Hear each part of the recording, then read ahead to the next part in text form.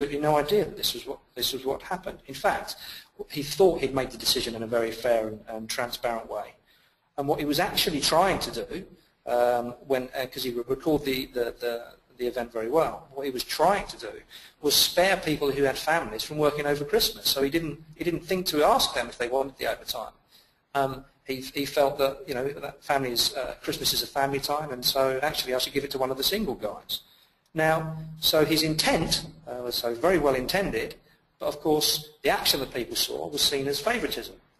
Now the damage that that did was that people felt this guy doesn't make fair decisions. So why should I believe any decision that he makes? And so there was real discomfort and pain in the team, if you like. And so what John committed to do was be much more consistent and much more open and transparent with the way he dealt with team members.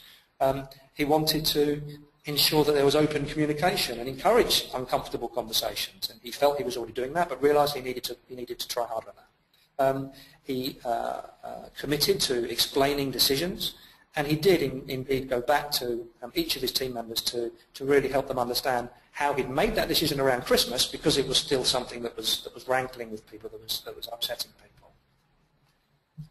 The third of the 4 dimensions then is challenging. So challenging talks about the degree to which a leader challenges assumptions, stimulates and encourages creativity in their followers. How do we challenge the status quo, or the way we do things around here?